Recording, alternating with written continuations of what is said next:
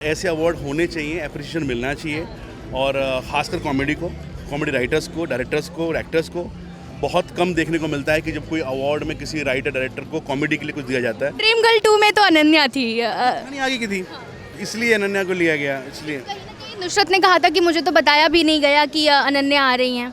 Dream girl 3 में आप कह रहे हैं सर, आप कह रहे हैं। ये न्यूज़ बहुत जल्दी मैं अनाउंस करूंगा। कुछ चीज़ें हैं जो लिख रहा हूँ अभी, और बहुत जल्द लोगों तक पहुँचेंगी। आपकी नुसरत भी रहेंगी, ये भी रहेंगी, वो भी रहेंगी, सब रहेंगी उसमें। मतलब आपने कह दिया है कि नुसरत रहेंगी। नुसरत रहेगी 100%। चलिए, सबसे पहले तो राज सर कॉन्ग्रेचुलेशंस, कैसे हैं आप? मैं बहुत बढ़िया हूँ, बहुत खुश हूँ। आप बताइए कैसी हैं? मैं एकदम बढ़िया हूँ, लेकिन आपको अवार्ड मिला है। हम सब जानते हैं आपके कॉमिक स्टाइल को, बट ये अवार्ड के बारे में प्लीज़ हमें कुछ बताइए आप। देखिए, अवार्ड ये जो है अभी ये जो मिड डे ने जो अवार्ड दिया है, ये बहुत मिडवे हम लोग चल रहे हैं अभी लाइफ में अपनी, और ऐसे अवार्ड होने चाहिए, अप्रिशिएशन मिलना चाहिए और ख़ासकर कॉमेडी को, कॉमेडी राइटर्स को, डायरेक्टर्स को और एक्टर्स को बहुत कम देखने को मिलता है कि जब कोई अवार्ड में किसी राइटर डायरेक्टर को कॉमेडी के लिए कुछ दिया जाता है। तो ऐसी पहल बहुत इम्पोर्टेंट है और मैं बहुत खुश हूँ कि इस तरह के अवार्ड हो रहे हैं, और मिड डे का बड़ा शुक्रगुजार हूँ कि उन्होंने इस काबिल समझा। तो बस अपनी फिल्मों के ज़रिए लोगों को हंसाने का काम कर रहा हूँ।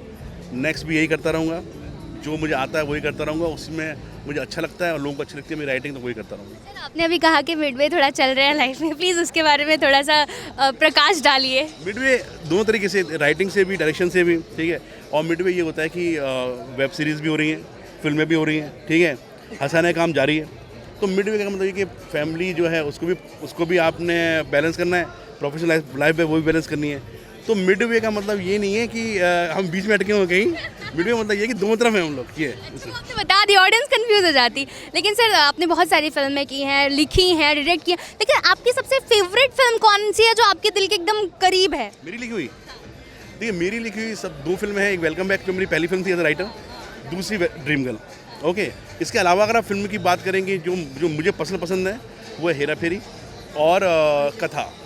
अगर कभी मौका मिले कि यार हेरा फेरी तो ऑब्वियसली रिलीज़ होने वाली है, लेकिन अगर फिर से हेरा फेरी कोई बने और नए कास्ट को अगर आपको कास्ट करना हो, तो किसे आप करना चाहेंगे? नए कोई भी नहीं, same Akshay, Anna and Paresh Rawal, ये तीनों ही करेंगे जब भी करेंगे। उन्हीं को देख के देखते बड़े हुए हैं, उसी फिल्म को देख के सब सीखा है, तो वही लोग रहें तो बेहतर है। आपकी फेवरेट कास्ट कौन सी है? आपकी फेवरेट जो भी जोड़ी हो, जो जिसको आपने ऑब्वियसली डायरेक्ट की है, लेकिन अगर आपकी फेवरेट जोड़ी की मैं बात करूँ तो वो कौन सी होगी? जोड़ी उदय मजनू, नाना जी, अनिल जी, उनकी जोड़ी है। और एक्टर एक्ट्रेस की बात करेंगे तो हमेशा से मेरी फेवरेट जोड़ी रहेगी आयुष्मान और